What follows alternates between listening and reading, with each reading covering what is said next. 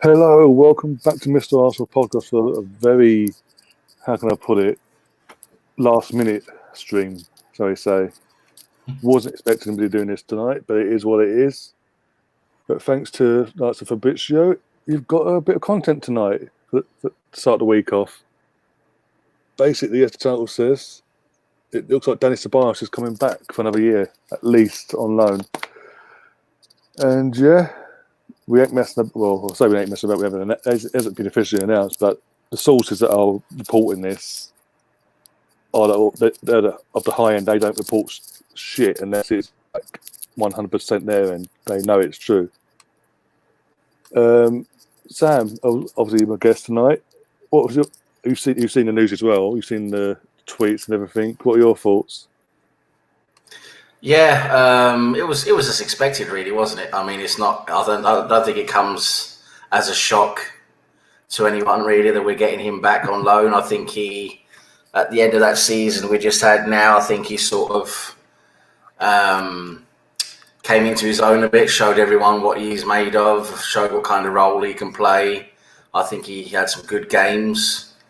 I think Arteta likes him. I think Arteta thinks he gives the team that extra stability in midfield there with the ball. There's a lot of things there that make sense, and he obviously likes being at Arsenal. He likes being there in the team, and I just think it was inevitable, really. To be honest, it was just a matter of waiting for it to happen, and I think everyone's happy all round. I think it's good that we're still getting him on loan, that we're not committing any money into it, which is apart from a loan fee. There'll be some kind of nominal loan fee, but it won't be a big amount. So yeah, I think it's good all round. I'm not sure about the if they're going to put like an option to buy on it this time. I'm not sure, because I was reading that. Yeah, because I was reading that for Real Madrid to do it this time, that they're getting to a stage where they want to get something out of it. So it's like, okay, you guys take him on loan, but now put your money where your mouth is, basically, when the loan is done. So I'm not sure if we're getting there, but anyway, it's still good to get him on loan. It makes a lot of sense all round. Not a surprise, but it's still good business. It's sensible business. We've seen what he can do for the team. He's for me, he seems to be a lot more settled now. He has a set role in the team, and I think he's shown he's a good player. What he's shown those last 4 or 5 games of the season, he's definitely something this team can use, and I think it's a good move all round. Well, also, just before we touch the bits of the chat talking about at the moment, we'll touch on the other club transfers later, but. Staying on Ceballos, since obviously going back to Madrid, obviously get accustomed back to Spanish special things and get ready for pre-season there. Obviously, back in training. Everything, all the noises he's been putting out, obviously putting Instagram messages out, this like stories and things like that, adding Arsenal players, this, that, and the other.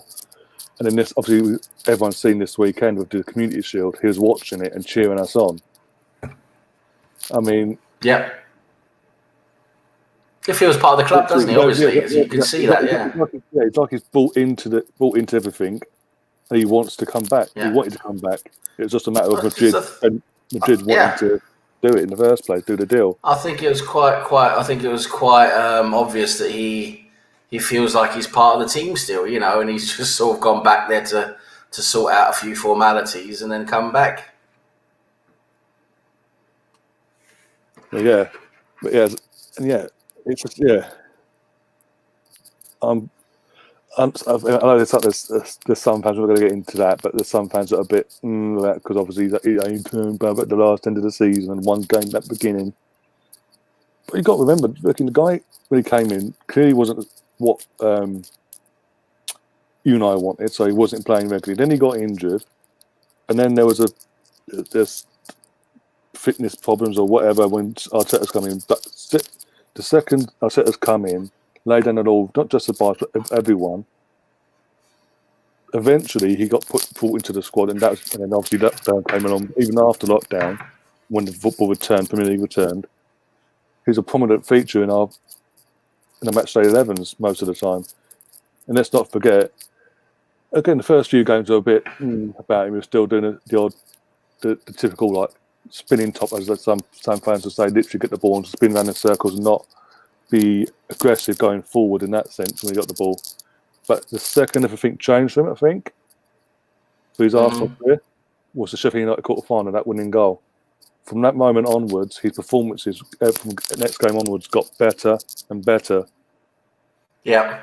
He was key in what obviously our FA Cup final was, what in the FA Cup win, that obviously being scoring the quarter-final goal, but going forward and everything. And it was, as he sort of seen what the potential we all saw when he came to us. All the clips, we started seeing it. So it's a confidence thing. I think obviously we then buying into what Arteta's been doing, wanting to come back. There's a potential there again for him to get even better and push on even further this season now. Assuming everything goes to it, once it's originally announced, by the way. But it feels again. It's addressing an area we needed addressing in the midfield. We just need an actual proper DM now. In that, hopefully, touch wood can be Thomas from Atletico. Yes, I think we'll see. I think we'll see that one. There'll be more movement there. I think towards the end of the window when we've made some sales, and and basically they're going to push for that release clause. So I think we'll probably see that towards the end of the window. It wouldn't surprise me if that's going to be. It wouldn't surprise me if we got that one through the door like last couple of days of the window type of thing. I think so. I think we're going to see a lot more outgoings before the party. Not just alone, but obviously sending up. We're hearing about Socrates going off to Napoli for $4.5 million. What a deal! Oh, we're nicking all their targets, basically, and we give them Socrates. Here you go. Take our scraps. Go on. Yeah, that's like rubbing salt in the wound. That is. Yeah. Here you go. Take it. There you go. Just shut up. But yeah, as I said, doing things like that, getting rid of, as we keep saying, deadwood. I hope Urge was part of that deadwood. There is rumours. It's just rumours, by the way. Nothing's confirmed, but one of the United Saudi Arabian teams are interested in him. Yeah. And obviously, they'll be able to afford his wages, obviously. So there you go, Meta. They can even give you the same or up your wages, and you can go there. That's clearly what you're here for. He's not going to go though, is he? He's not going to go because he when he goes there, he's going to have to play football. God forbid. He's going to have to play football then. God forbid. Play a football match like a footballer. Never. Don't be stupid. I mean, it's a big money. Of course, you can get a lot of money down there, but it's whether I don't know, Saudi Arabia. I don't think it's him really. I mean, it's same with China. I don't think you probably want to go to China either. He should go back to Turkey, where he's basically a god. But then he would have to take a wage cut. He'd have to take a big wage cut to do it. Or the MLS, because in America he can he can do all these star-studded Instagram stuff, can't he? Oh, of course, and go in Fortnite, make a brand with. He could go to the. Yeah, exactly. But he can make a brand out of himself online as well, can't he? And he can go to like the LA Galaxy or something like that. One of those teams. It's set up at Twitch HQ in America. There you go. All you want, then. Yeah. But I have to play either to turn for the occasional big game. When I say turn about, you mean turn onto the pitch, but still. That's a performance. Yeah. That'd be too much from is it? Apparently. Exactly. Chadwick in the chat's asking what's the deal with Ceballos being called a hairdresser. I'm assuming that must be something to do with the various hairstyles he has.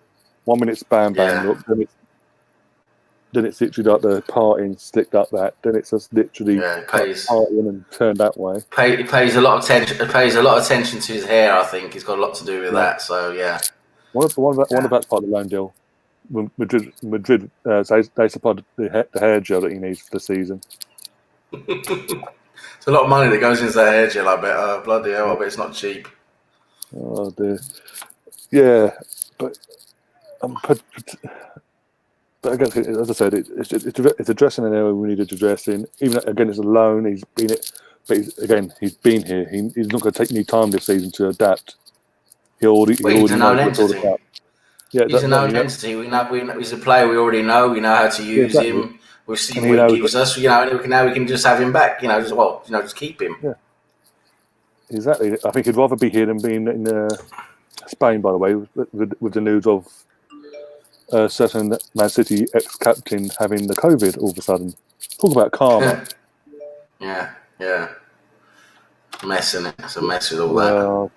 I literally had to have a little giggle there because it's like he couldn't make it up really. He really couldn't make that up. After doing over Lazio, he did over, and then his unveiling. I've got COVID, guys. Idiot. They still went ahead of the fucking. Obviously, they still went ahead of the photo shoot with the guy in the shirt and all that. And he's trying to walk away, and he's like, no. It's been tested positive for the go. You know it. What the hell are you still going on? Wait. Clearly. Bloody hell. You can obviously tell all these players have been naughty, haven't they? They've been doing stuff they're not supposed to be doing. If they end up with COVID, they've been partying and doing stuff they're not supposed to do. Yeah, exactly. And this is what we were seeing before the lockdown throughout Europe, especially in Italy. It hit in Italy first, and it eventually hit Orlando Europe. Fucking Olympiacos signed as a dickhead because he fucked everything up over here. Because if he hadn't come over, then no, he had COVID, by the way. Made contact with Arteta and all the players, and then spread the fucking virus. Arteta would never got the fucking virus, and things might have been okay. But no, he had to come and do what he had to do. Like the dickhead he is, and he won't mind. Literally, after all that, he still come over when it all resumed for the Wolves game. I'm like, you taking it? That's like something's not in the wound.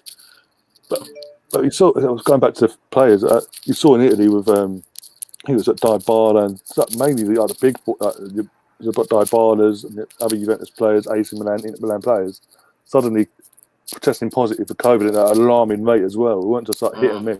It's like bang, bang, bang, bang every other day. And then obviously lockdown comes along. No player has COVID. But in the entire of Europe, lockdown gets eased. And now all of a sudden we've got Pogba with fucking half Chelsea squad. Fucking David Silva's got it. Because they're not under the same controlled environment, are they? Because during the season, when they had that season, it was under a very controlled environment all the time, wasn't it? Yeah. And obviously after the season, they've been given a couple of weeks off, and obviously they've just gone and fucked around and done loads of stupid stuff, haven't they? Obviously. But to answer Jahid, where's Pookie? I tell you what, mate, it's a sad sight to see the Pookie leave us. I mean, Pookie, long live Pookie, the legend that is Pookie. If you know, you know. Yeah. I'm going to say nothing to that. Chadwick goes on to say, unfortunately, the guys we want to sell, their wages are out of control, which is willing, and who is willing to take that one? Mustafi, Xhaka, and Sam's homeboy Kolasinac. All message. Well, the thing is with Kolasinac again, but with Kolasinac, he's saying apparently Schalke want him back. He wants to go back to Schalke, but he's saying, only if you make me captain. Oh. Well. Actually, I don't know about that, but I was reading. Officially, officially, Henrik's gone now. He's a Roma player now, which is good. So we get his 180k off the. Well, it's officially because he's been pictured. Roma's announced it. The thing is, we announced this literally. This and Mari's extension, extension. Mari's new 4-year deal. Cedric's 4-year. We announced this before the season even ended. We've had to then go, no, we didn't say that, and then we announced it all again this week. I'm like, just to suit other people. But I was reading that Kolasinac is willing to have a cut in wages to go to Schalke because he really wants to go back there, and he's I think he wants to play regularly. So yeah. I wouldn't mind him going back. But Chadwick makes a very valid point, and that is a point, we've known for a long time. We pay our players too much money, and, it gets to a point where when they have no or little resale value, they're not playing well, they're not great. No one's gonna want to pay those wages. No one's gonna willing to take over those wages. So that gives us gives us the problem where we can't get rid of the players basically because they're just going to stay here and keep those wages like Özil. Yeah, DWTT saying all this positive Arsenal is scaring me. I'm not Yeah, used to it.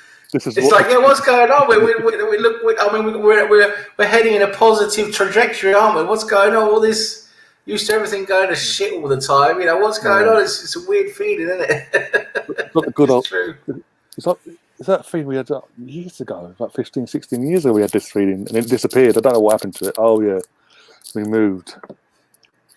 And what are AFTV going to do now? I mean, they'd have to start talking positive. What are they going to do? Well, we'll say that we won on Sunday, and fucking there was some of the idiots on there going, even talk about Ceballos like, oh, they want impact for he had 8 games all season.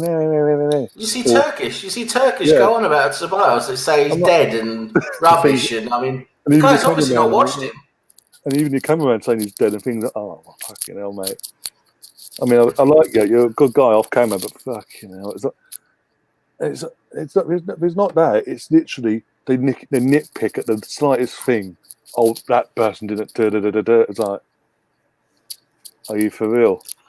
We've just won. It could be. We could literally we could have beaten fucking Liverpool at weekend 5-0 for argument's sake, and they'll be like, well,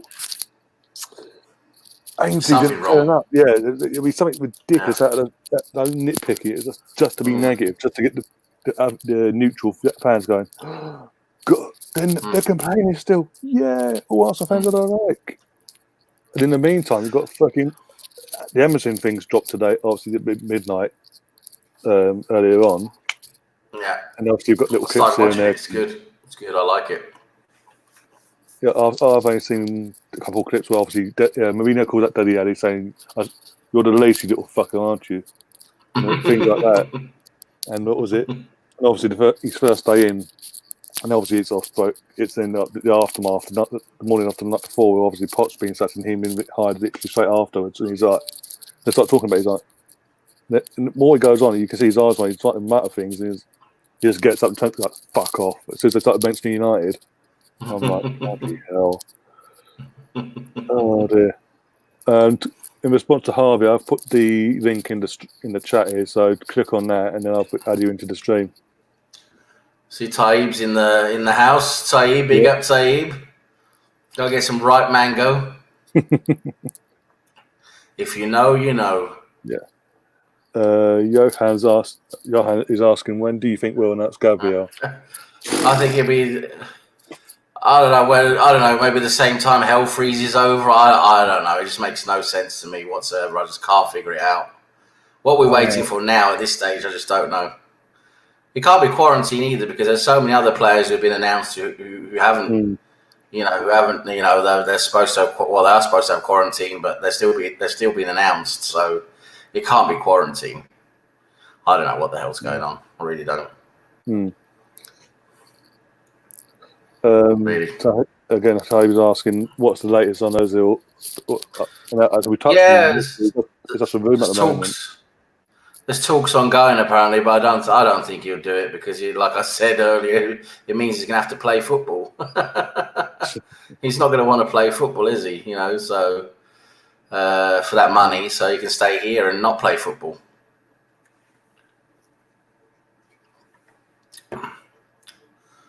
Yeah, Mkhitaryan managed to pressure the club into getting that money. So, stupid Gazidis and that clown posse, I called them back then. They managed to give him that money, didn't they? I mean, they gave Ozil basically I think Ozil just made up a number, like, oh, I'll have 350k, and then like Gazidis like, okay, there you go.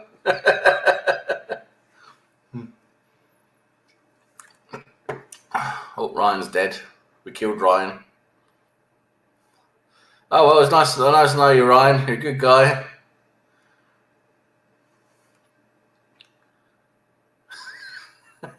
It's just me now.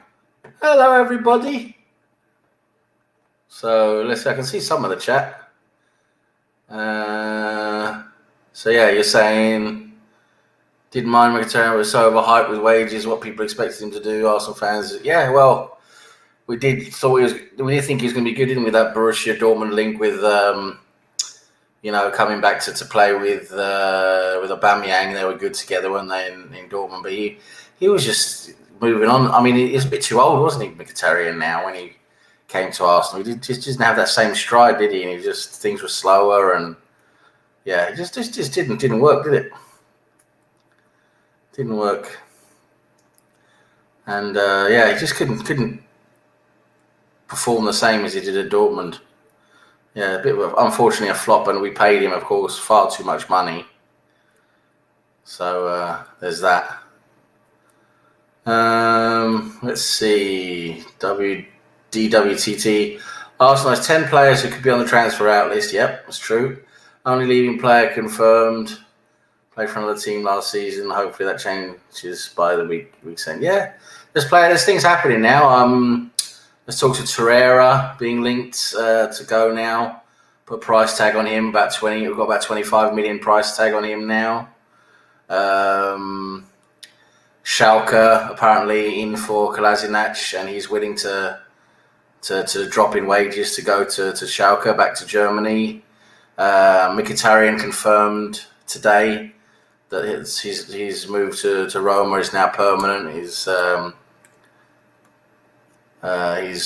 longer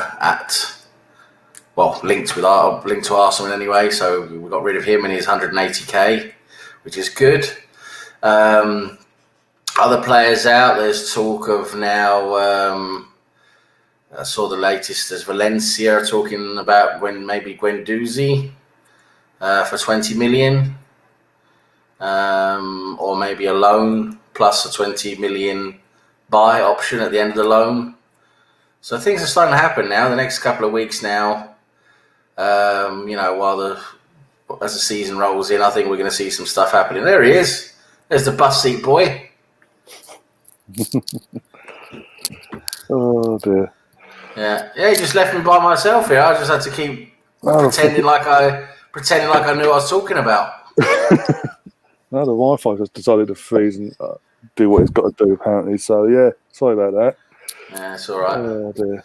Either Harvey's been out in the rain or he's just had a shower. I don't know, one of the two. Maybe both. Just had a shower. Just had a shower, right. Okay. Yeah, just come back from football. Amazing how £140 million signing, by the way, he's the shirt's back out. I told you I'd wear that shirt again until we made a signing. And 2 days later, that's what it means. You made a signing that makes no fucking sense, though. That's the thing. No, it does. We bought a bench player. Ah, good. You need to warm that bench up. Of course, that seat, that big Audi seat or whatever, it's Old Trafford needs to be warm. Yeah. So it's a Chevrolet now. It used to be Audi, didn't it? I don't know. Maybe not. I think what we're doing is we're going to try and get rid of either Mata or Lingard. Get him in. Yeah. Well, that's okay then. £40 million for a bench. Oh, Mata. Get rid of Mata. He's garbage. Lingard's garbage as well. Bloody hell. They're all. I'd rather not Lingard. All garbage. I was going to say they're all garbage. They're not all garbage, but a couple of them are anyway. But yeah, there's £40 million for a bench player. Apparently, that's a bargain amount. That's the way to go. It's a bargain. There's a cheap bench player, isn't it? He is a good bench player, though. That's the thing. It was either him. It's got to be the world's best bench player. The world's best bench player ever. Yeah. As I was saying to the guys in the chat, I think there's a lot starting to move now when it comes to our players. I think we're starting to see now the beginning of players leaving. Like I said, you look at the links now according to what's going on in the press now. You've got, obviously now we've got rid of Mkhitaryan. We've got Torreira. Apparently, we've put a price tag on him for 25 million. There might be a couple of clubs coming in for him now. Guendouzi, the latest. Valencia might get him on loan with an option to buy him for about 20 million at the end. Schalke coming in for Kolasinac.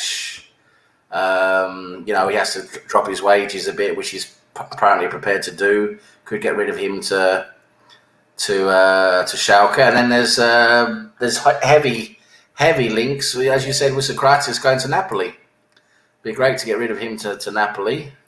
So things are starting to happen now, definitely. So it'd be good to get rid of a few of these players, generate a bit of cash, and hopefully that'll be enough to buy out Partey's his clause. We need to do that. But according to the other reports, apparently we bid 50 million today, or we're going to bid 50 million tomorrow for this however you want to say his name, at Lyon. So apparently we've got 50 million we can put on the table there for him in a structured deal. So, I don't know. Charlie's asking you, Sam, who's better, Mata or Pedro? So I don't know. It's like fucking bubonic plague or fucking rabies, isn't it? I don't know. I would say Pedro maybe slightly better. Mata's just so slow, and he's nowhere near as good as he used to be. For me anyway. Another one Mourinho over the end. Yeah. Oh dear. Yeah. But yeah. Well, he was great back in the day. I mean, back at the Valencia days and stuff, he was awesome. Yeah. He was a great midfielder, so creative and quick feet. Creative. He was really good. Yeah. But when the Spanish get older, it drops. Everything drops. Yeah, it just gets slower. You can see he's everything's slower, and he moves slower. His feet are slower. He thinks slower. It just doesn't work anymore, does it? No, it's and then people think Messi's going to come in and rip up the league. Apparently. Yeah, I don't think Messi's going to go anywhere because seriously, the money is going to cost to bring him in. Even Man City and PSG, that's a lot of money for them as well. It's and he's 33 years old. It'd be different if he was 27 or 28. But when he's 33 years old, right? He's not going to want to come on a 1 or 2 year contract, is he? He's going to at least a 3-year contract. So you're going to be paying him £1.5 million per week at least for a 3-year period. You're guaranteeing him. It's just a joke, isn't it? He's probably going to have like a 50 million signing on fee. Yeah. I know he's an amazing player. Of course, he's an amazing player. He can do anything, can't he? But at the end of the day, the money he costs is just ridiculous, isn't it? Even his fee, his release clause, which is 700 million euros, is more than what most clubs cost. Entire clubs. Yeah. No. And he's one player. In normal circumstances, no club could afford that. Not even Man City. Of course not. Because the whole point of even with FFP relaxed, the whole point of FFP is you have to sell your entire team. You'd have to sell your entire team to make up for it, wouldn't you? I don't know why Barcelona are trying to cling on to him because, with Real Madrid, they let go of Ronaldo pretty easily. Yeah, but they said, "See you later." I think with Messi as well, I think it's more so they want to show the fans. Well, at least we tried, guys. He's the bad guy, sort of thing. We're trying. He's starting to throw his toys out the pram now, isn't he? He's not going to training now, is he? So that's when things start to go bad, isn't it? Yeah. What's the point of keeping a player that doesn't go? Yeah, and he's refusing to take COVID tests as well. In the meantime, so in the meantime, he could attract it, not know he's got it. Come over here, and guess what? I'll tell you what though, I'd fucking love it if we got him. We're not. I know we're not, but I think he wanted to go to Arsenal many years ago. First of all, we could have got him with Fabregas. Yeah. We nearly got him together with Fabregas, but Messi decided to stay. Yeah. Same with Piqué. There was 3 of them: Piqué, Fabregas, and Messi. We could have had all 3 of them, and only Fabregas came to us. Yeah. Piqué went to United eventually. He stayed on a little bit longer at Barcelona, and then he went to United.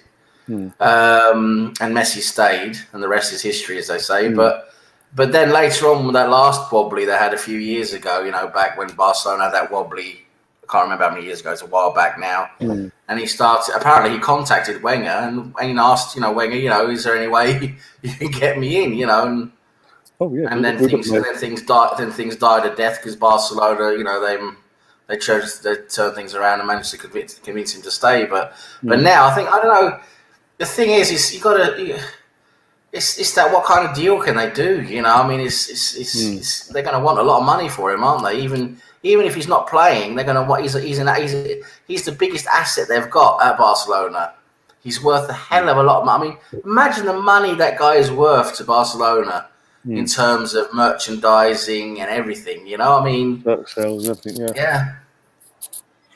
So they're not going to let him go. They're not going to let him go cheaply. I mean, he's not going to go for 700 million, of course, but you got to think he's even at 33. You got to think it's 150 million plus, maybe even more. Yeah. And the fact that the Liga, obviously, as we all know, they're doubling down with Barcelona and saying, "No, you ain't going nowhere." But because he's a commodity for La Liga as well, isn't he? You know, exactly. They're backing Barcelona all the way, you know, legally and all that.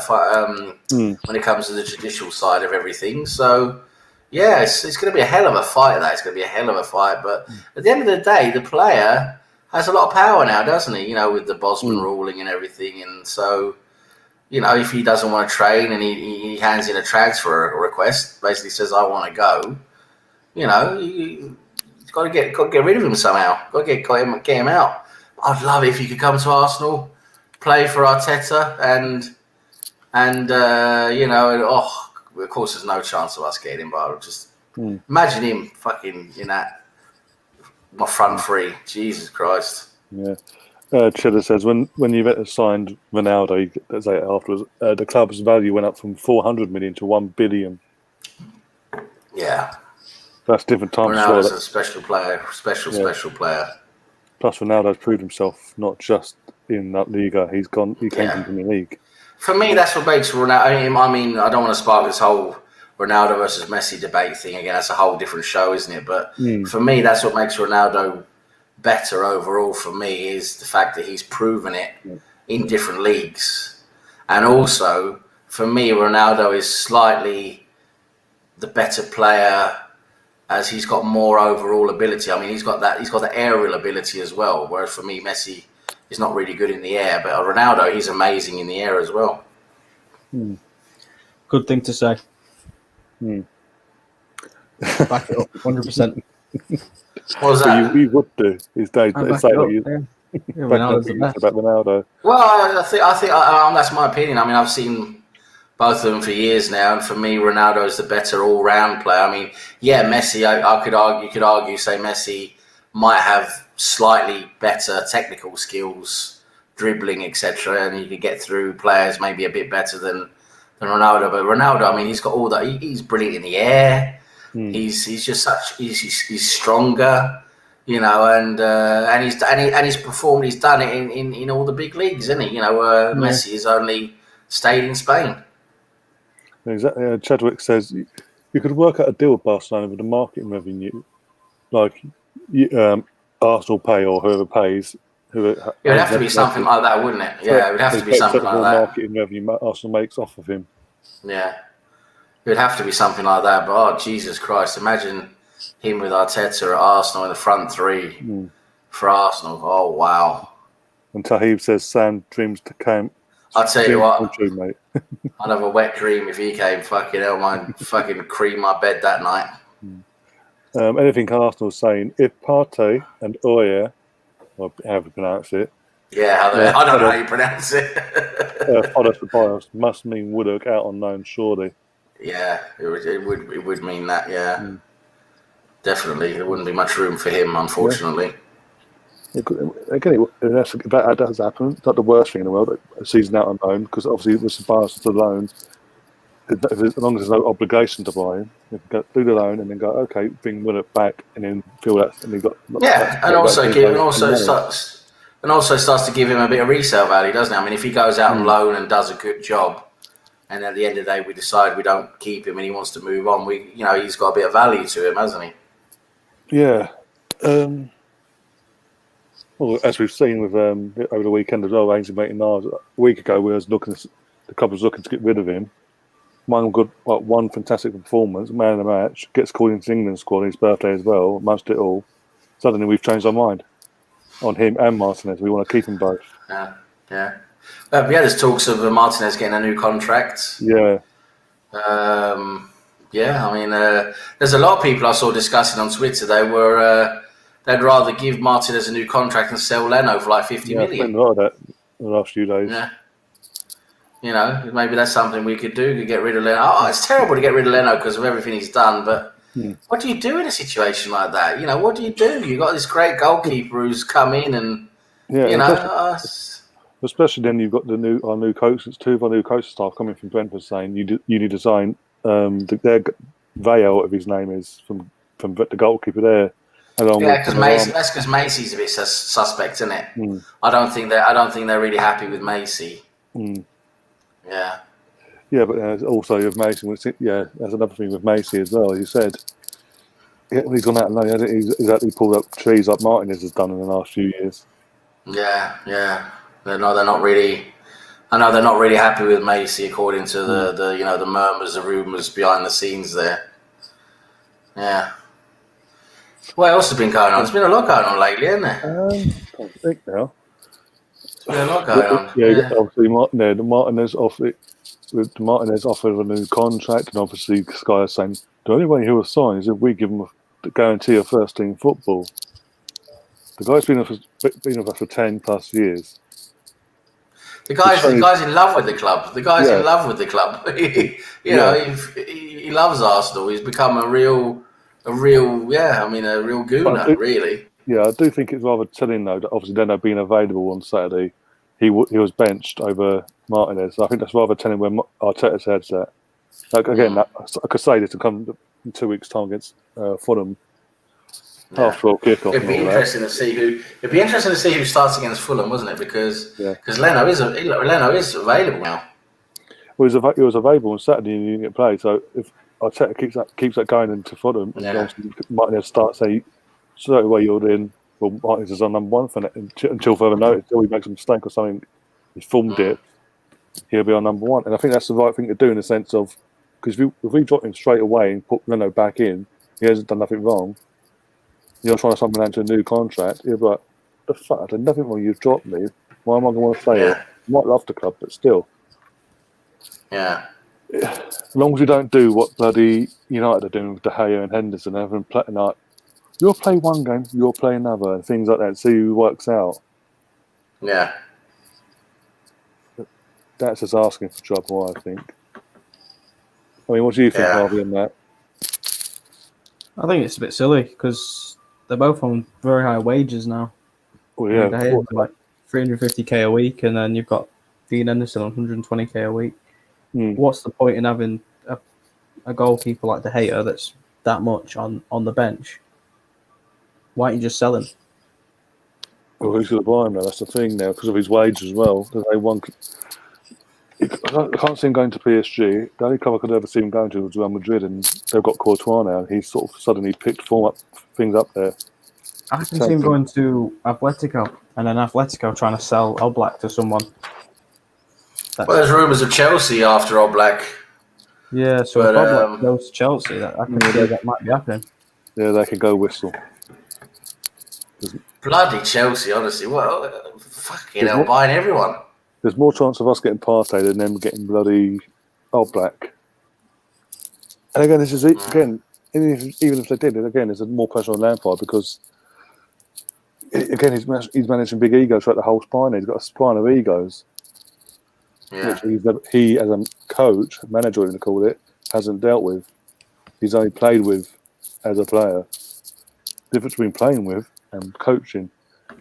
But hey, what do I know? SN Wheels last. Good to know. That's good to know. Well, we're here for you. Alternative entertainment for you. I don't know what to say to that. Okay, no. Who can be your therapist for the time being then? Yeah, get a bit of therapy, bit of Mr. Arsenal podcast therapy, mental health, we support mental health. Obviously, unlike other channels, just saying don't do it anyway. The Cheddar's saying they could sell in Leno and keep in Martinez, bite you in the back. Martinez might be playing well as the pressure is on to keep his place.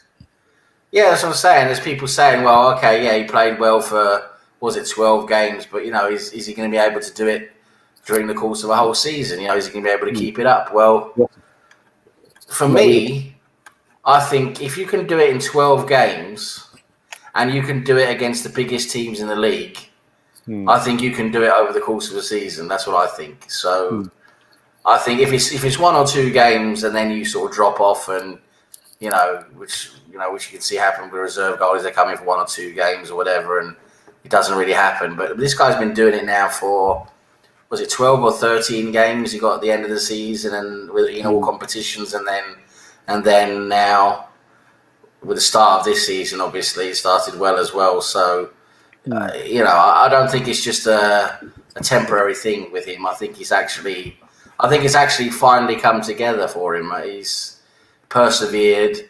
He's stuck it out. He's worked really hard. He's taken his chance now, and it's worked for him. Basically, that's what I think. I don't think it's just a fluke. No, not at all. To hear you again saying Martinez's form has surprised me a lot, seeing as though he has been out on loan on numerous occasions. Well, he did well on loan. I know at Reading they loved him at Reading, didn't they? Yeah. Didn't he go there twice as well? I think he went twice to Reading. Yeah, and I don't know if it was on both occasions. But I know on one of the occasions he was like their player of the the season or whatever. He was really, really good. So he's done well on loan as well. So it's good to see him come through like that. But at the same time, we've got to feel a bit for Leno, who basically also, because of the season we've had, he was one of our players of the season, wasn't he? I mean, he didn't end up being our player of the season, but there was talk of him being one of the candidates because he had a great season. And, you go from possibly one of the players of the season to being dropped. It's quite harsh, isn't it? Yeah. DWTT, if Arsenal was able to make all these sales, and then there's no reason to sell until the price is an easy one to say yes. No need to take a discount, and that let him go obviously not do what fucking Casidas did and let him go for nothing pretty much. I think is what I say there. And Chiller's response to us is saying he's earned his right to be number one. However, you have Leno. I would sell Martinez to be safe. That's the thing. Watching the 2 goalkeepers, and as Arsenal fans, we see him week in, week out. Martinez offers us as more to his armour than what Leno has. His height, he uses that to his height. He's a calm and collected when it comes to set pieces, like corners, indirect free kicks coming in. He makes himself big. He's big anyway, but he makes himself even bigger when he's like one-on-ones. His distribution as well, and his footwork is a lot better. He doesn't. With Leno, he always seems to hold on to it way too long and make the wrong pass. He's less comfortable. He's less comfortable with the ball at his feet. And you see Martinez when we're playing out from the back, like we've been doing. Martinez is a lot more comfortable playing out from the back, isn't he, than what Leno is? And then doing that, you compare the two defences at the time. We're a lot more calmer and relaxed with Martinez doing things like doing passing out from the back and all that, and playing ball to feet. Whereas with Leno, you can cut the tension because you can feed it like they're on edge. They don't have full faith in his football ability, so we say. It's a real tough one. It's a real tough one. It's the same thing with us as well, though, because we've got it with. You guys have got a difficult situation. Anderson, who's been awesome, and you got De Gea, who's basically been shit, but he's got a big reputation and a big contract. And we've got Romero. We kind of forget about Romero. He's done well this season. If I was an Arsenal fan, I probably would keep Leno in the team because he has potential to build up. He's young. He's got a lot of potential to build into. Martinez is a good goalkeeper, and he's done well for the time that he's been in goal for Arsenal. And Martinez is still young as well. He's only 26. The thing is, it's all about who wants it first team. So Yeah, that's a difficult thing now. Who's going to perform? What would you do? What would you do, Harvey? Would you, in terms of with your own goalkeepers, would you start? Would you give Henderson a start now, or would you keep De Gea in? Because for me, I think I mean, again, I'm not a United fan. I don't see all the ins and outs that you do as a United fan. But from my perspective, from outside, I would think it would only be fair to give Henderson a chance now, because De Gea hasn't really done it this last season. You know, you got to give Henderson a chance for me. I don't know what you think. Yeah, I see starting Henderson in the season probably would be the right decision, obviously, because De Gea ended the season on a bad and he started the season on a bad as well. So I don't think that he deserves, and he gets the chance. He always gets chances anyway. In the semi-finals, he bottles it, so I don't know why he should get more chances. I think Henderson should get it. Do you think Solskjaer, do you think the manager has that side to him where he can be tough with the players and make those tough decisions against the egos like De Gea? Yeah, I think he can. Obviously, he got rid of Fellaini, and in the first couple of months of him being there, he got rid of Sanchez. He's rough. He's tough with the players. He will tell a player if they're not playing or performing, he'll sub them off. He's done it many times. Because to me, I mean, I've had him here in Norway as well. He was over here with Molde. They were a top side when he was there, and that was always one of the criticisms we had for him over here. Was he's a bit too nice. You know, he's a good manager. He did well over here because when he took over that Molde team, they had been good, and then they were sort of dropping off again, and then he brought them back up again. So he did quite well as a manager for Molde, and that's what got him the job in Cardiff as well, to have a go there, which he shouldn't have done, because that was taking a step too far too soon, really. But that's what got him in the door at Cardiff, was the job he did at Molde here in Norway. And of course, with his reputation, he's a United legend and everything. But the thing is, the reputation he had here with Molde was, he did a tough job. He's a good manager. He's quite good tactically as well. But he's just too nice. There's players who shouldn't really be there that he needs to tell, sorry, we can't have you anymore. And he hasn't really done it, But he might have changed. He might have learned from that. That's what I'm saying. I haven't really followed United on the inside as closely as you have, but he might have learned from that and maybe grown up a bit, to put it that way. I mean, sometimes he is a bit too nice, like with Mata, keeping him on that 2-year contract, and Matic, but he can be ruthless. He can make decisions by himself and be confident on that decision and stick by it. And the thing is with Cardiff, and why he failed there, and he's doing well at United, is because he has money, he has funds to spend. Yeah, I mean, Cardiff was a very tough job. It was far too difficult a job for him to take at that stage of his career. He did it for the money and he did it for the prestige, and I know he was desperate to get himself in the shop window and try himself in the Premier League, even though it was down the bottom end. He loved the prospect of being in the Premier League, and he took it off. He got a lot of money as well, so he took it on for the money as well. But from a what should we say, from a managerial point of view, it was the wrong decision to take at that time. It really was. He fucked it up, but anyway, he landed all right later on, didn't he? So yeah. Anything Arsenal's asking from an Arsenal's point of view, Aubameyang down the middle or keep him on the left? You see, for me, I want him in the middle. For me, that's where I think he's best. But our formation, the way we're playing, doesn't suit that. So, we have to have that central, we call him a striker, whatever, that central forward. Yeah. They have to fall deep and link with the midfield. They're more like a false nine now. So then you have to have Aubameyang out left. And the thing is, Aubameyang is so good for me. He's so good. He cuts in and gets those chances on his right foot, like you saw against Liverpool now, and he does that so often. He'll cut in and get those chances, and he'll find the spaces and get on the end of balls. But the whole thing, there's a whole part of that game playing out left where he really lacks, because he's playing out left where he's not really comfortable, and that is the creative side of it. When he's got the ball and he's got the potential to pass it or cross it, a lot of the time he's not really doing it that well, because he's doing something out on the left where he's not really that comfortable with his left foot. So I saw several times towards the end of the season now against Liverpool as well. He's out left on his left foot and he can't really cross it. The pass is not really good, and we missed an opportunity. And so for me, there's a whole side of his game missing out left, which we really should utilize. We should really utilize, but we're not because he can't. But he's such a good striker and so good at finding those positions to shoot from that he still scores all the goals anyway, and he links up well with midfield as well. So he's going to do well there anyway. Yeah, and a question for you, Harvey: is there room for Pogba with Fernandes and Van der Beek in midfield? There's room for Pogba. I don't think Ollie's quite grasped that if Van der Beek and Fernandes work better together, he'd probably put Pogba in still because Pogba's this big name. That's another thing that lets him down a bit. He will always choose the big names. So I think Pogba will easily get a chance.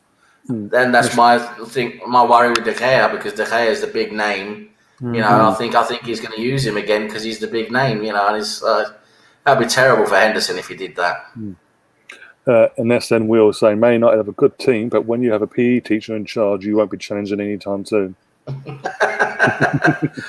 Well, the thing is with Solskjaer, he's done a lot of good things, and he's done some other things that are like, what's that? But I think he's surprised a lot of people this season.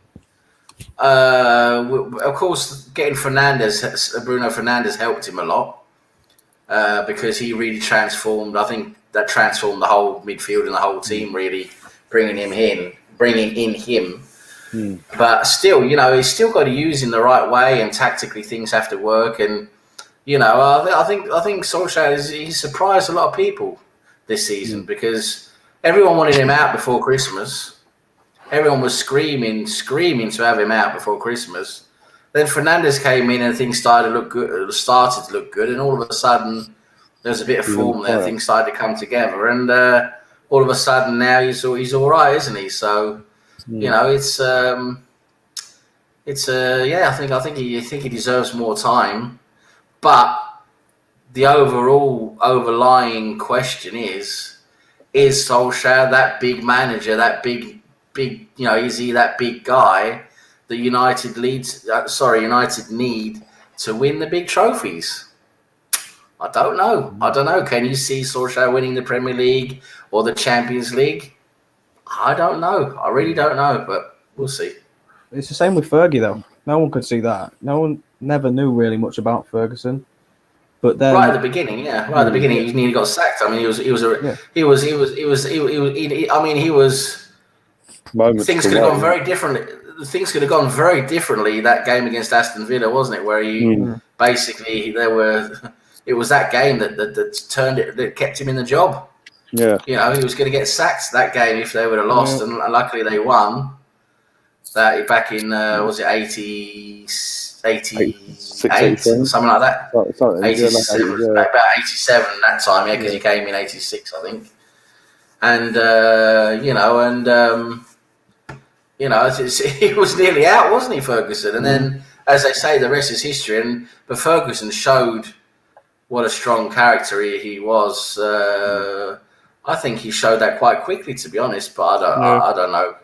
With Solskjaer, he could grow into it, but it's just people call him a PE teacher because he's got that sort of look to him, that vibe to him. But yeah, it's just you can't really see. Can you see Solskjaer giving the hairdryer treatment?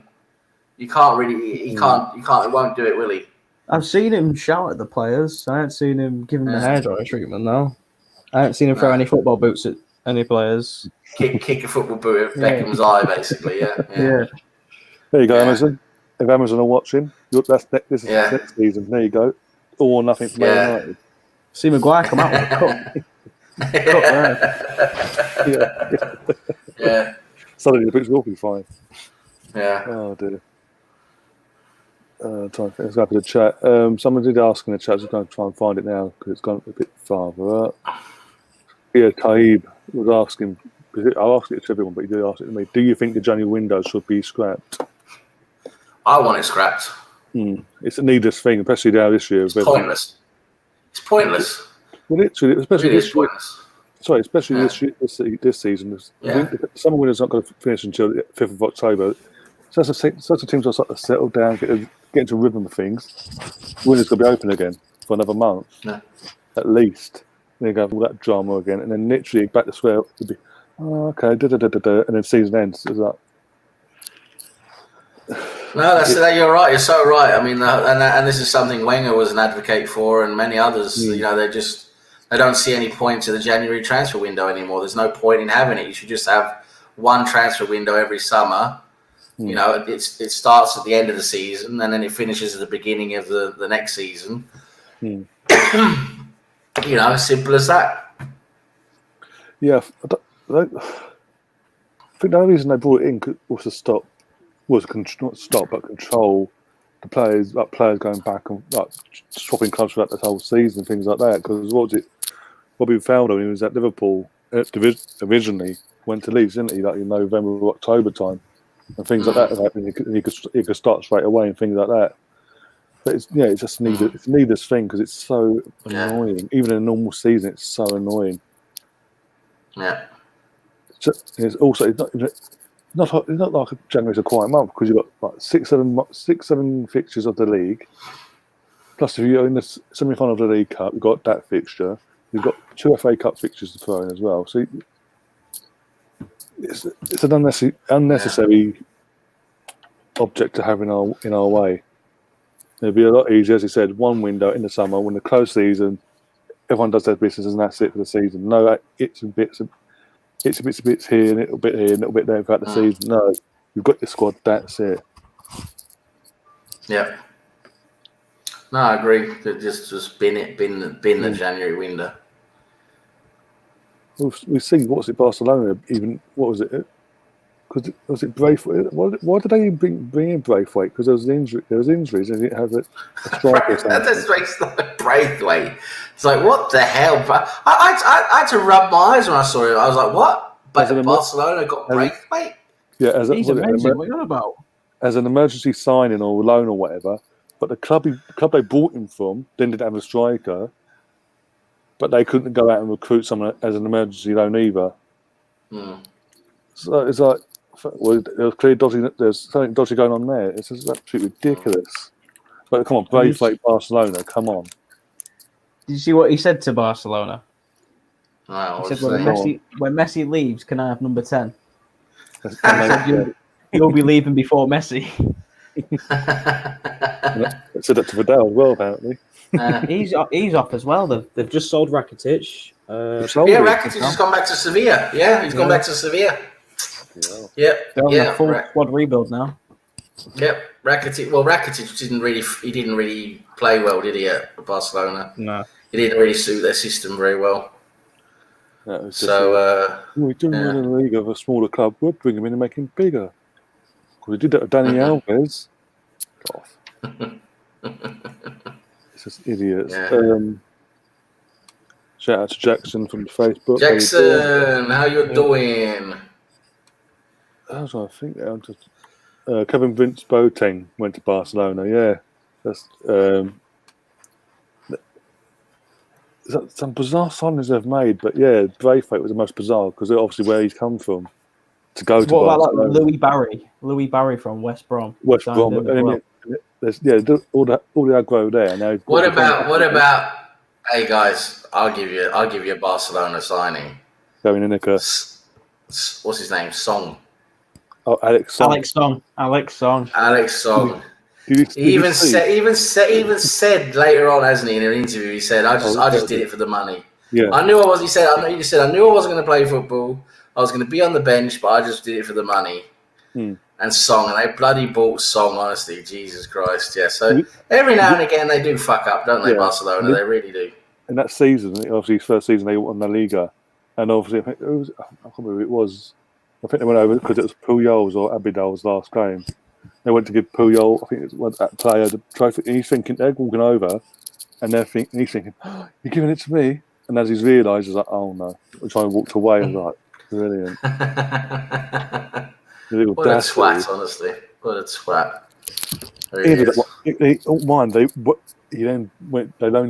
Barcelona loaned him back to West Ham and tried to sell him to West Ham, and West Ham were like, no. After 1 year, nope. No, thank you. See, the grass isn't always. Also, again, the grass isn't always greener. Sorry. Nah, but these players, there's so many players now who are just in it for the money, though, aren't they? You know, that's what it is. You know, it's so obvious with the way they do things. It's just all about the money. You know, they don't really care about playing as much as they should and playing at the right club. I mean, that's one of the things I've got to give Haaland, you know, the Norwegian striker, a lot of credit for. Is he decided to stay in Germany, go to Dortmund, just take a slight step up from where he was, instead of jumping straight into Real Madrid or Man United or whatever. You know, he's taken a small step and to develop even more, and it's a great decision to make, because he's actually going to be playing football, isn't he? You know, and he's going to get to develop. You know, whereas you go to a big club, maybe you're not playing that much football. You know, so it's a good decision. Who was that kid a few years back from about 15, 16 at the time? Real Madrid side, and they've never played him. Yeah, or Ødegaard, he's another Norwegian. Yeah, that's the one. I'll tell you a funny story. I actually know of. He's not a friend, but I know him. I've spoken to him several times. His father, who's also his agent, lives not far from me, and I see him now and again when he's here. Ødegaard as well. He comes here now and again to see his father, and I see him. Anyway, so not long ago, I was out, and I was in a shop, and his father, you know, Ødegaard's father came in the same shop. He was his agent, and I had a little chat with him. I asked him. I said, listen, you know, I'm an Arsenal fan. We'd love to have your kid. You know, he's an amazing midfielder. I said, what's the chance of you sorting out a transfer to Arsenal? Because this is the time when this was just when he was he hadn't decided yet what he was going to be doing for next season. You know, he'd had a great season at Real Sociedad on loan and everything. You know, he's still got a big reputation. And I said, can't get him over to Arsenal. And he said, nah, no chance going to Arsenal. He said, no chance. Absolutely no chance. And of course, he couldn't tell me what was going on. But he said, nah, Arsenal, no chance. But yeah, I think he's. I'm not sure what's happening with him now. I'm not sure if Real Madrid have kept him now, because he did really well at Real Sociedad. I mean, he was really good. I mean, he's a fantastic player now. He's developed really well. So he's a good midfielder. I mean, he's very creative. You know, got great passing foot, really, really good eye for the killer pass. You know, that key pass. I'll tell you what, I'd love him at Arsenal. I really would, even though we know he's not going to Arsenal. But yeah, I'm not sure if he's been loaned out again somewhere, or if he's staying at Real Madrid now, because I know there was talk of Real Madrid wanting to maybe keep him now, you know, because he's getting at that level. But yeah, he went there. He played for my local club, not far from where I live. He was in their youth team, and he played. He played for their senior team at the age of 15, which is like a new record. And he was really, really good. I mean, he was doing bits for them at 15 years old in the top division here. And that's when basically all the clubs were like, oh, hello. And he could have gone anywhere. Literally all the top clubs. Father told me, he said United were after him. He said Bayern Munich were after him. He said even Liverpool, even Liverpool, he said Arsenal were after him as well. They were very interested in him. But he decided to go to Real Madrid because it was his dream, you know, his absolute boyhood dream to go to Real Madrid. So that's how he ended up doing it. He got a very good deal out of it. And he had a whole development deal set up as well. And it's so far. I'll tell you what, so far it's worked quite well. Yeah. He's only, you think about it, I think he's only 18 now. I think maybe just turned 19. Like that. And he's been, I tell you what, He's been doing well. I mean, Yeah. for Real Sociedad, he's been doing well for 2 seasons there on loan. He had a bit of doubt, though, at the start. When he first signed, he had a bit of doubt. He was a bit rocky, but he got into it, didn't he? And he's getting used to the Liga a lot better now. He's done really well in Real Sociedad. He had a good season. So, yeah. He's a good player. He's a good player. I would like to see him at Arsenal, but yeah, we're not getting him. But yeah, there's some good Norwegians coming through. Actually, there are. But yeah, interesting to see where he goes because I think he's got maybe another season there at Real Madrid. If he doesn't break into their first team, they'll probably sell him on. And they managed to get quite a nice fee out of him because he's worth money. Might go to City. Yeah. I'm honest. Chet is just saying in the chat. I remember when Liverpool signed Chorluka from QPR and played him up front. Out of the bizarre ones. SN, sorry, go back to that. SN says he thinks he's 21. Everybody's gone that far now because I mean he's been away for a while. Because I know he's been at Real Madrid for quite a while. Yeah, he's actually 21 now. Yeah, it's true. Yeah, he's 21. Yeah. Albert JTV saying Sam and Ryan. I know we have Willian and we're linked with. But I think we have absolutely missed a trick with not looking at Eberezer, who's gone to Crystal Palace from QPR. # top talent. Were you surprised that not many other Premier League clubs apart from Crystal Palace went in for Eze from QPR? For the sort of reputation he's sort of built there and everything. Yeah, but it's risky though because he's a Championship player, and you don't know whether he's going to be performing that good level on a Premier League pitch. But yeah, take a chance, can't you? Yeah, take a chance. Ferguson took the chance. Well, no, you didn't get to coaching, but he took a chance on Zaha. Obviously, had it all signed and all that.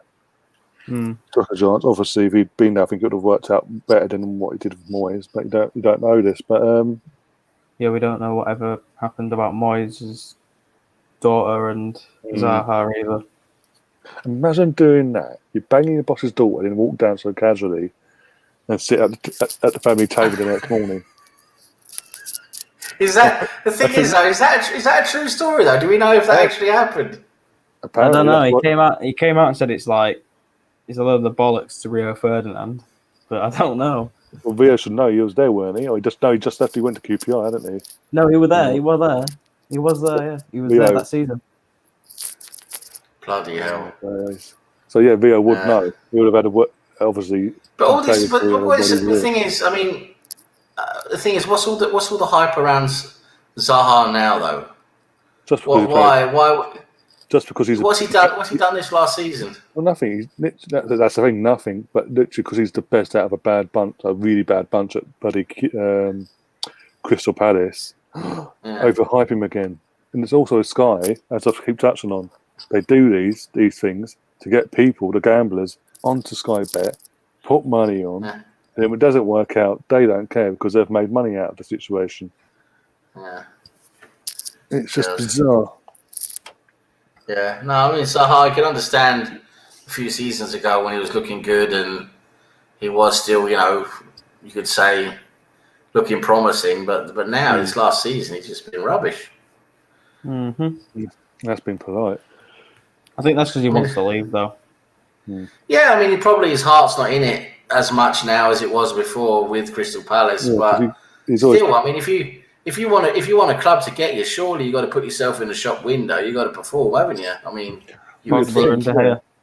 Pogba wants to leave. And Pogba, yeah, apart from De Gea, who doesn't really seem to give a shit. Yeah. But yeah. But also, it doesn't help when obviously his previous agents now, last summer came out and said, basically Crystal Palace. And he agreed. I think he agreed with all everything they're saying. That his agents are saying that Crystal Palace priced him out of his dream move.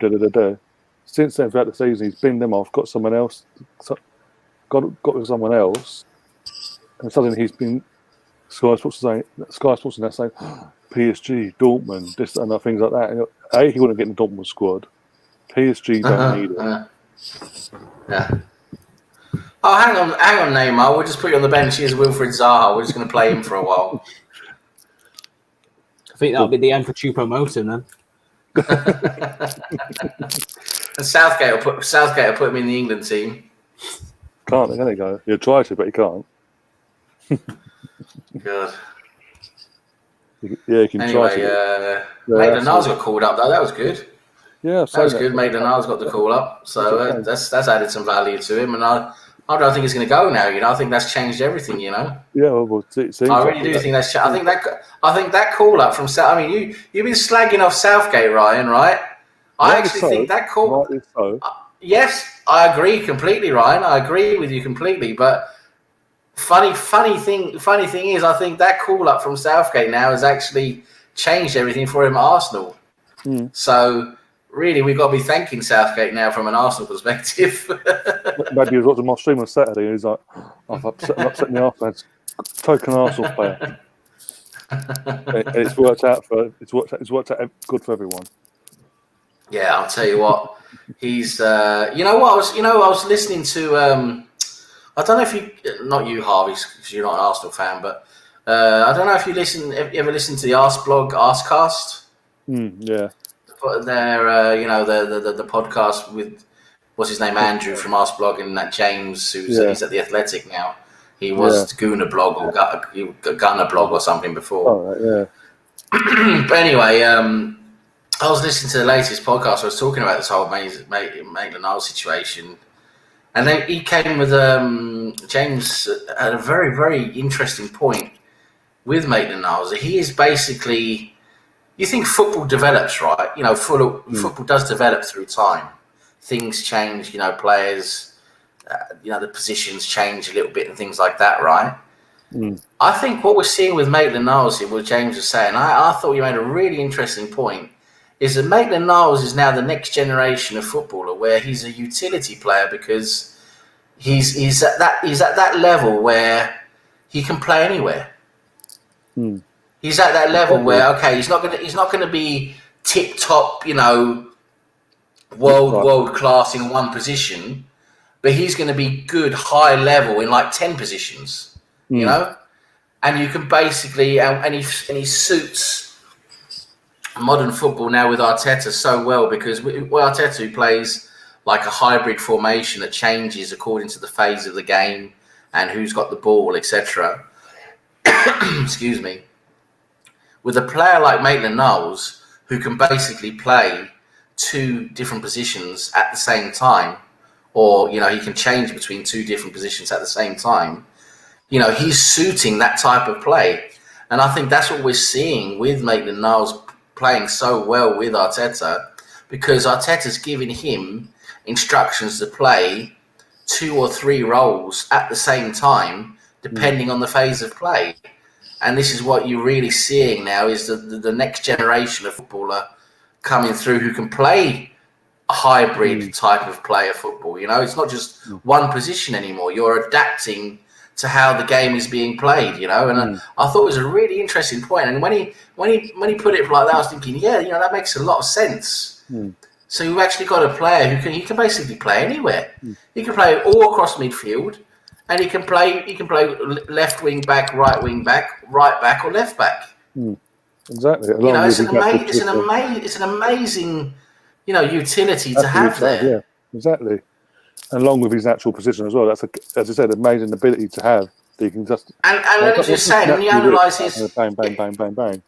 And when you analyse his player against Liverpool, he was saying he was a mixture of left wing back and left midfield, and he was changing the role depending on how Liverpool were playing and what phase of play Liverpool had the ball. He was positioning himself either tucking into central midfield to help in central midfield, or he was out left protecting the flank against Mane. So he was playing like 2 roles at once, and it was absolutely amazing to see. And I'll tell you what, this is I think James is right. We're seeing the next level of footballer now. That's what we're seeing. Not in terms of, I'm not talking Messi, Ronaldo, amazing ability on the ball. I'm talking about how you adapt to play tactically, you know, Yeah. and how you can play different positions in a hybrid system where you see we play this 3-4-3 that changes to, you know, on what type of phase of play we're in. And you've got Maitland-Niles now that suits into that perfectly.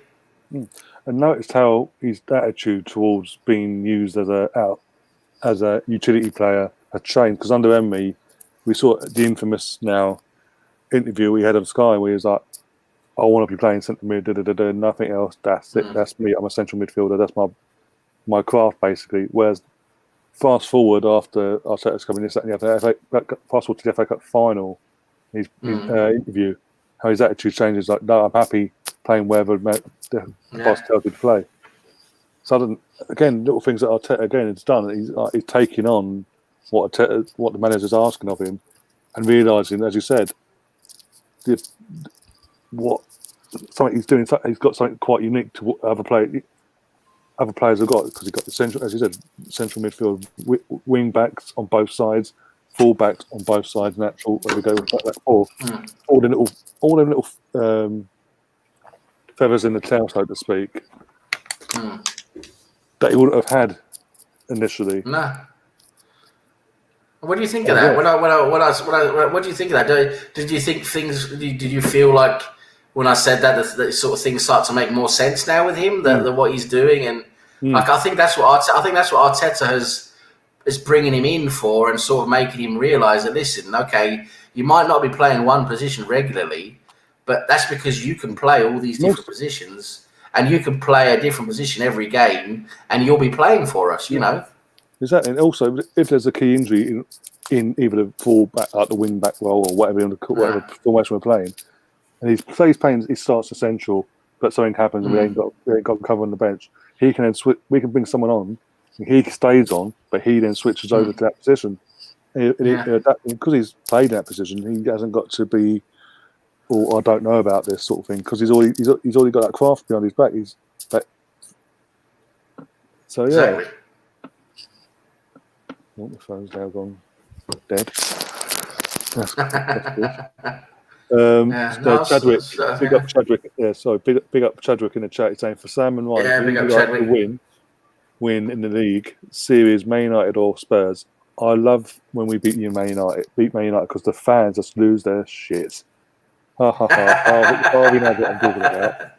No, I'm telling you, if I'm on this stream whilst Man United losing, I'm gone. Right, I'm not staying.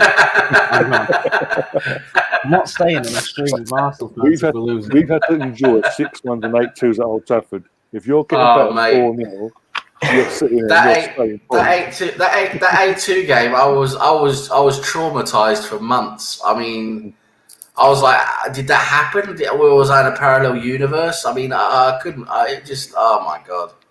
But to answer Chadwick's questions, I mean, for me, it's always those Spurs fans. I mean, because they're just so salty, aren't they, when it comes to Arsenal? You've seen it this They're so salty. They just get angry about anything. We've seen it this weekend. Literally, signed Doherty, who's an Arsenal fan. Everyone knows it. What did Tottenham do? Hey, Doherty, you've signed for us. You know you're an Arsenal fan. We're going to do a video of you deleting them tweets from history. We're going to sort of change history here. And was it Troops and a few others, and myself found this clip, and we were like, of him literally, what was it, his all-time Premier League hero, Dennis Bergkamp, and obviously every clip he was Arsenal, he loved Arsenal, wanted Bergkamp, he always used to check. I put out a tweet, which is banned, by the way, over 7,000 people and counting. And I was like, hey, at Spurs, literally put the social media, actual Twitter account into it, and like, do you fancy? I know you like changing history. How are you going to change this one though? You sort of fucked up there. Basically, I'll get it up. I would get it up one sec. I'll get it up on the screen. But yeah, and the amount of Tottenham fans that came across it. Oh, you've signed Tottenham players. One of Tottenham fans as well. Or one of them scored the most crucial goal in your club's history. Okay, you say so. And what was it? Dennis Bergkamp used to be was an arsehole when he came to us. No, he wasn't. But anyway, I don't think anyone that follows Tottenham is a Tottenham fan. Like, because Danny Rose, I know he's a Man U fan. Or even, what was it? You know what I mean? Sol Campbell, who came through the academy and became Mr. Tottenham himself, was like, no, I'm out of here. He came to the West side, and the rest is history, as Sam says. I'm just trying to get it up now one sec.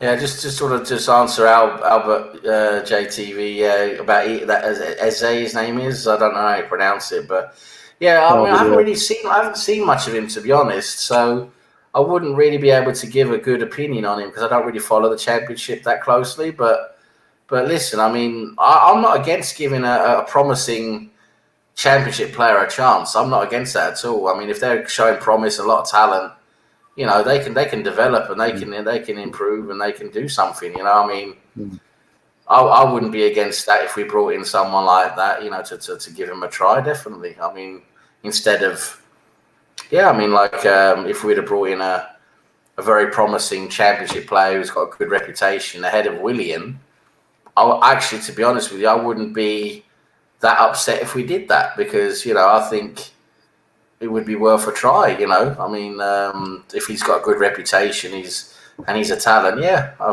think why not? Bear with me. Just going to get back into the. I just love rubbing it in Spurs' face, you know, and you know that counter on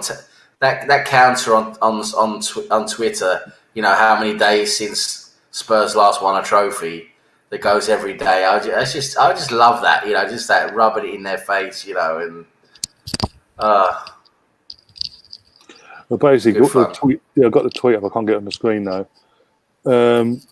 Hey, I put, hey, at Spurs official, would you like to pretend this doesn't exist as well, and try to rewrite history here with like the laughing emojis and the amount of Spurs fans are literally coming in the attack of me of that in the last all last. What can they say though? What can they say? It's like Harry.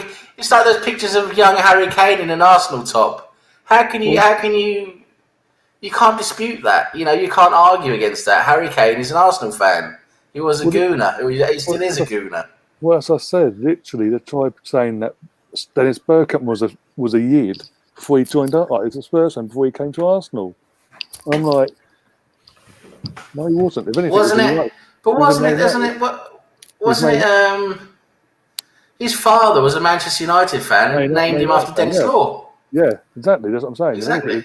If anything, he's a United fan. If anything, because of his dad. Yeah, his father was a United fan. Yeah. Named him after Dennis Law. That's why he's called Dennis. Exactly. So I bumped that one off, and then you had like the Sol Campbell. I was like, yeah, you're the one person that came to us as a Tottenham fan, as you came from your academy. Gave him the armband. Gave it a year or two. Thought, fuck this, I'm out of here, and came to us. He came back to you 2 years later and won a title on your ground. Oh yeah, that was. I mean, that must have really dug deep. I mean, that was like putting salt in their wound, wasn't it? Yeah, but hey, that was putting salt in their wound.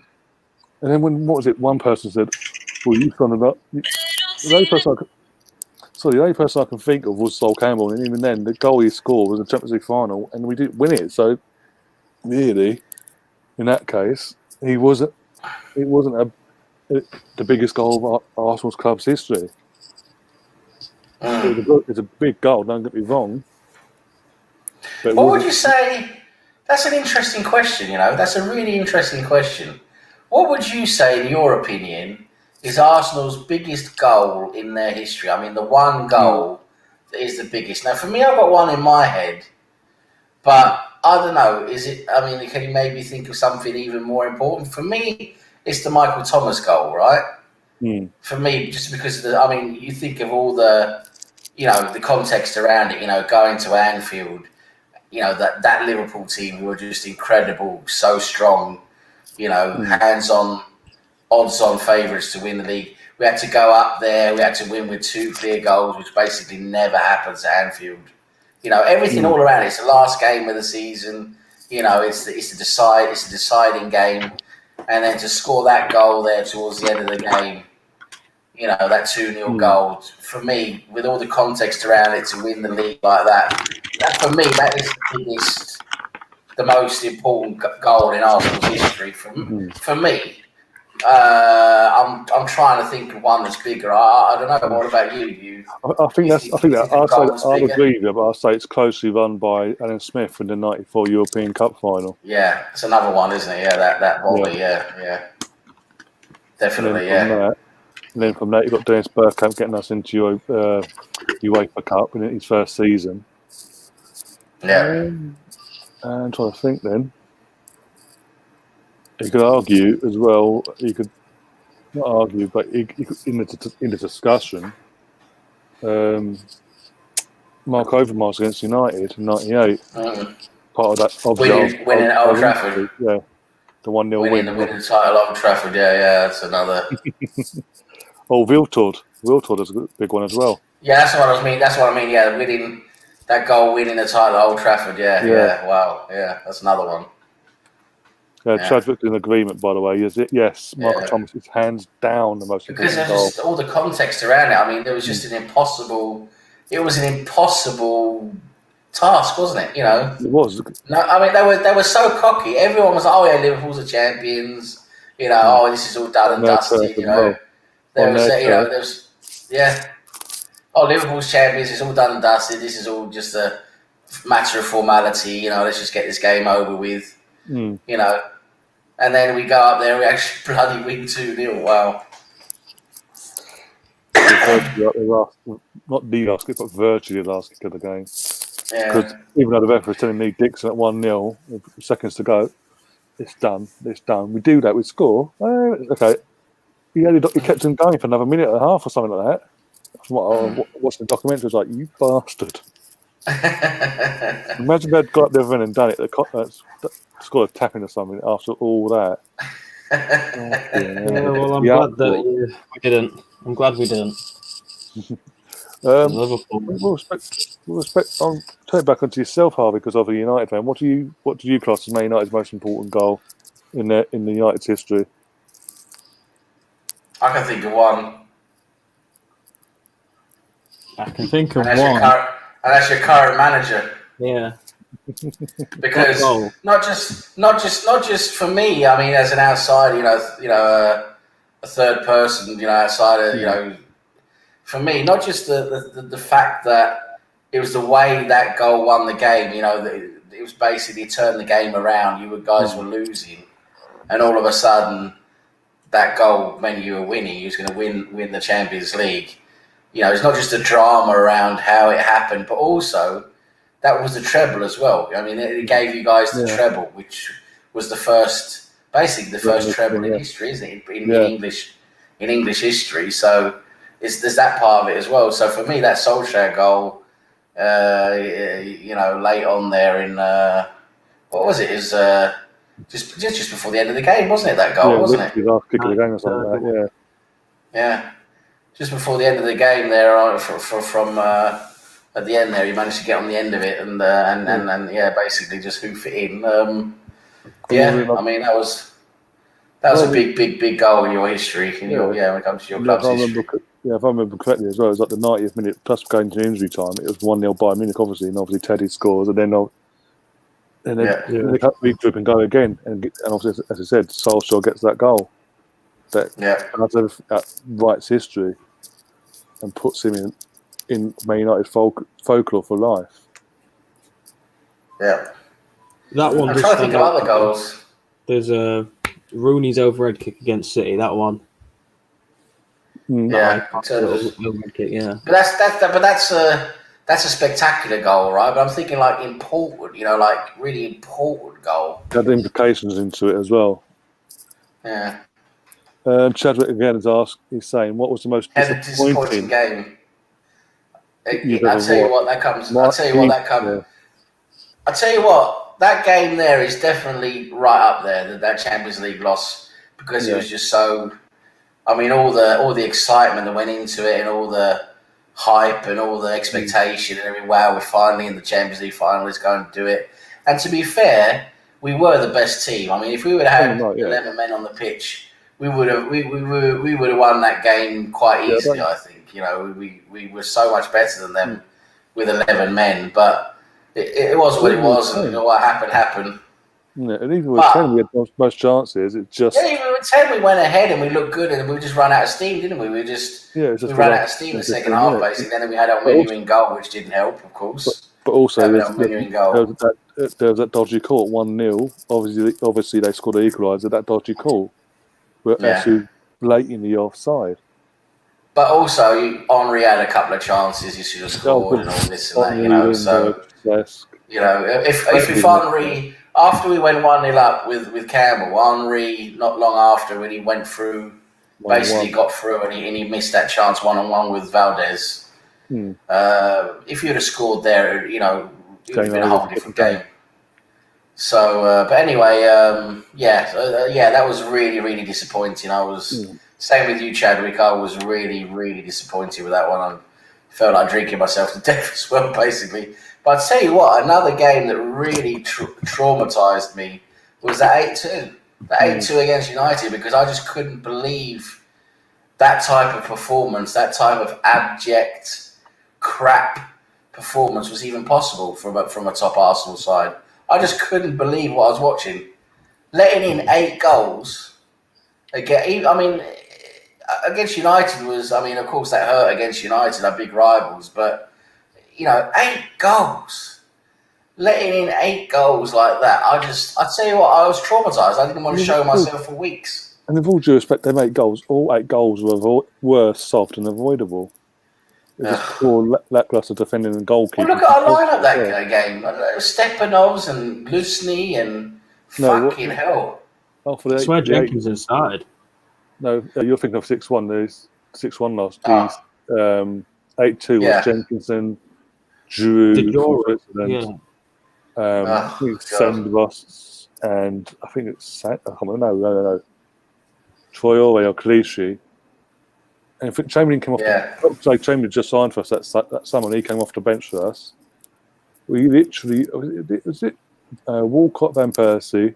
I think now. I think Walcott, Van Persie. I think there was. And they're the only ones ironically, they're the ones that scored. Did Wilshere stay?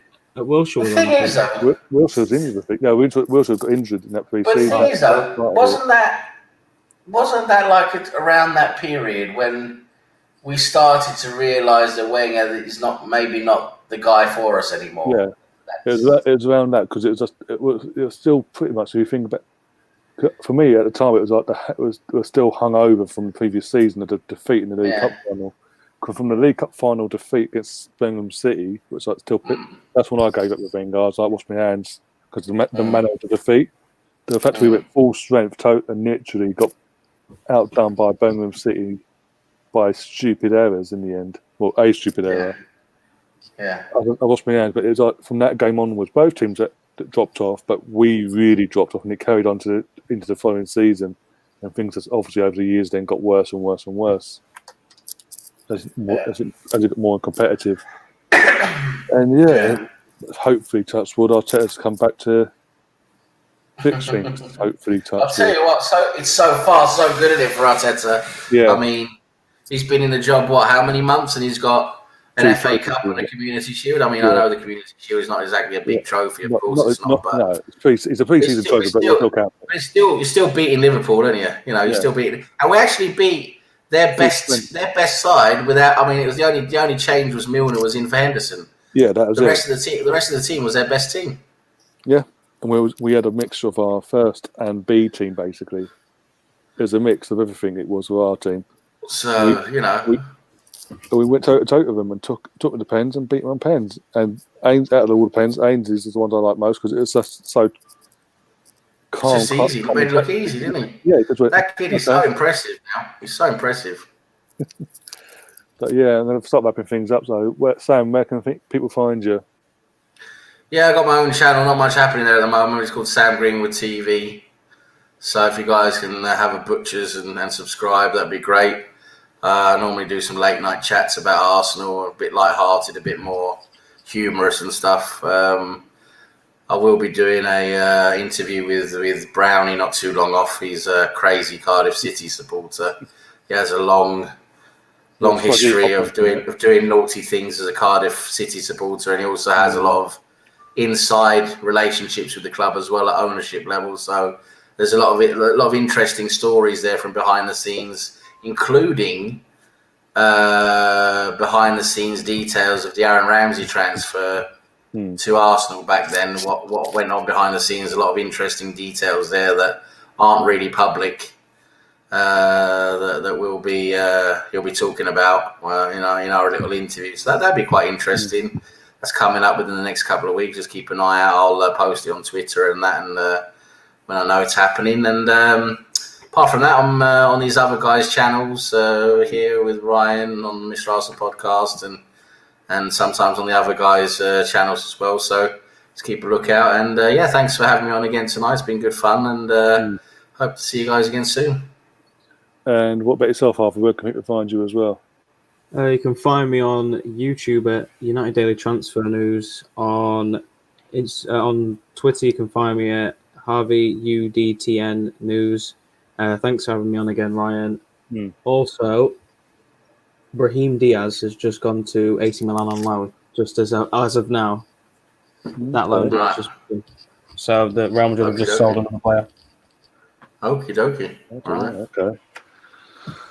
Well, they ain't messing out either, in that sense. No. Things are happening. Things are happening.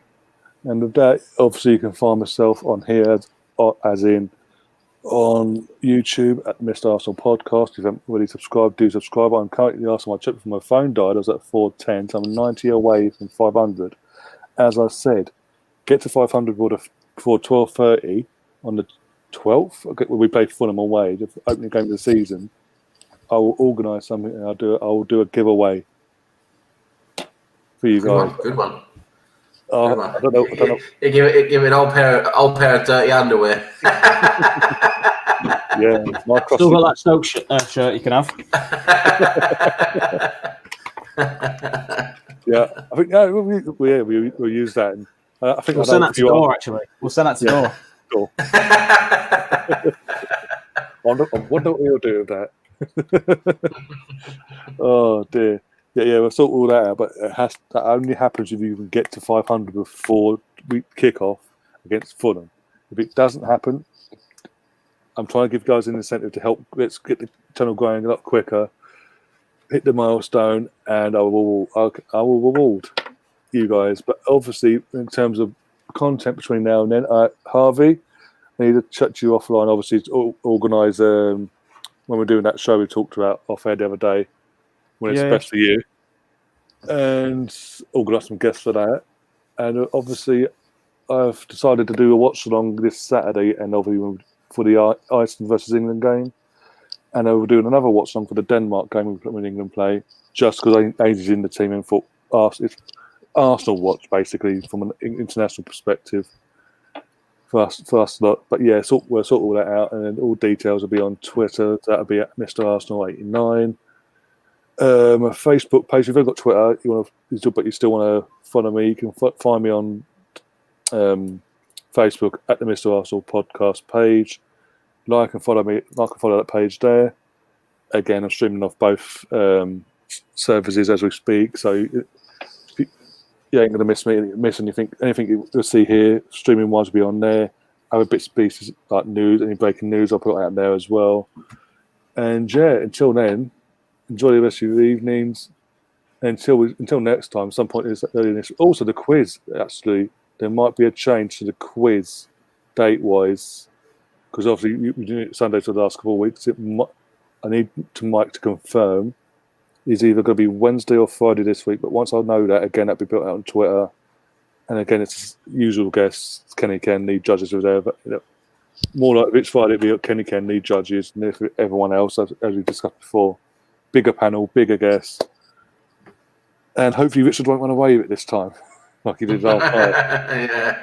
Fucking hit the mid-December period and fucking walked away with it, the bastard. Yeah, he's good at those quizzes. He's good at those. Yeah, fairly solo. No angst there. It's just like the fact he just got in 10 points ahead and then just walked it, and then it was like, bloody hell. Yeah. I mean, then we had to drop with Kenny Ken dropping out near the end as well, in and out. Yeah. So brings that even.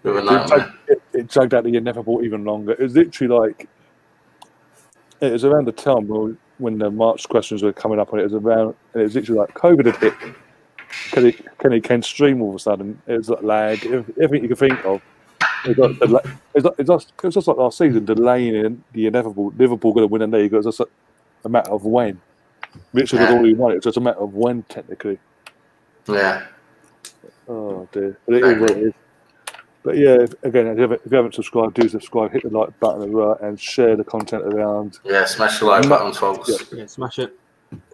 As much as possible. And yeah, until then, as always, up the Arsenal. Up the Arsenal. Up the United. Donny van der Beek.